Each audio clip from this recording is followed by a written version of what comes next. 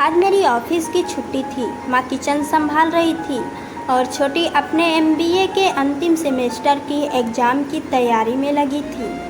पापा आगे बैठक में पेपर पढ़ रहे थे और मैं दिवाली की साफ सफाई में लगी थी। साफ सफाई करते हुए हाथ में एक पुरानी एल्बम आ गई। एल्बम चीज़ ही ऐसी होती है कि जब हाथ में आए तब खोल के देखने का मन हो ही जाता है। एक एक पन्ने को पलटने के साथ ही मैं अपनी ज़िंदगी के बीते हुए एक एक अध्याय में जा रही थी। छोटी, दादा दादी, चाचा बुआ, मम्मी और मेरे कई सारे फ़ोटो थे। कितनी यादें बसी थी इन फ़ोटोज़ में। चेहरे पर मुस्कान आ गई। मोबाइल नहीं थे तब तो यादों को सहेजने के लिए एल्बम ही एक सहारा होता था। मैं उन्हीं यादों को एक एक कर पलट रही थी। सबके बहुत फ़ोटो थे किंतु पापा के 2-4 ही फ़ोटो थे। मम्मी कहती थी कि पापा को फ़ोटो खींचने का शौक़ नहीं था। बस इसी बात पर कभी कभी पापा और मम्मी की छोटी मोटी तकरार हो जाती थी। पापा की एक फ़ोटो पर मेरी नज़रें ठहर गई। दिवाली की शाम का फ़ोटो था। ये हमारा फैमिली फ़ोटो था।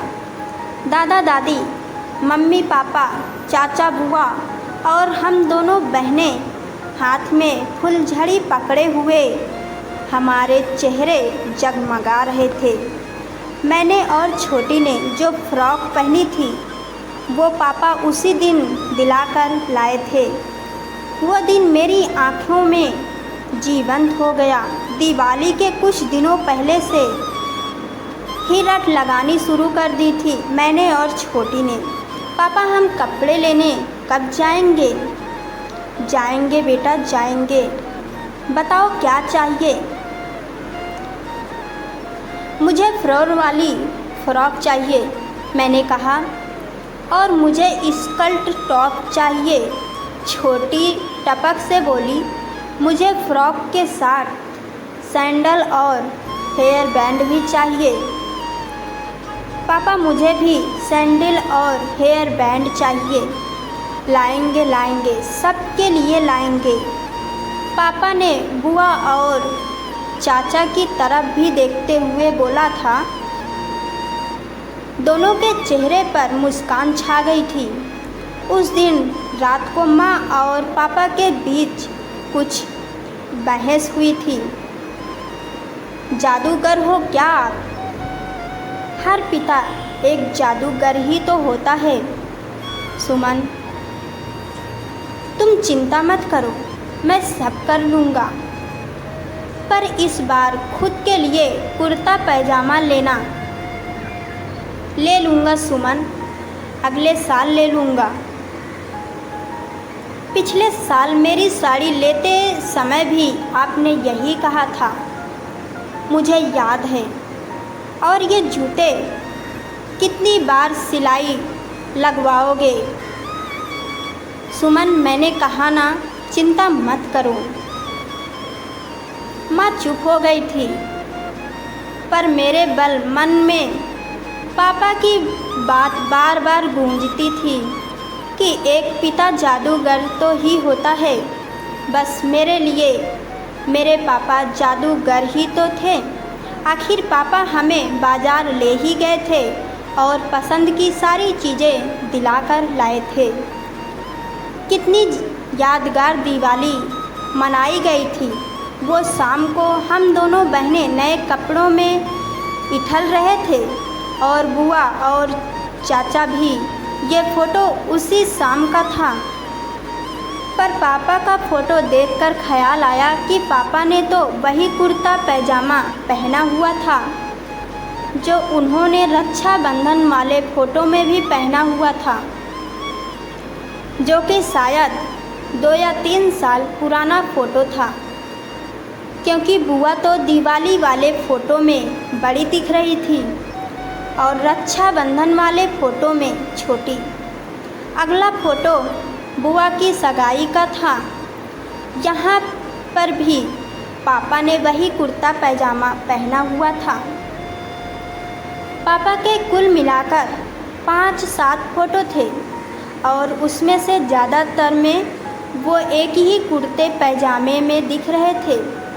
आज मुझे एहसास हुआ कि मम्मी क्यों उस दिन पापा को बोली थी कि कोई जादूगर हो क्या आप। आज समझ में आ रहा है, क्योंकि पापा फ़ोटो नहीं खींचते थे।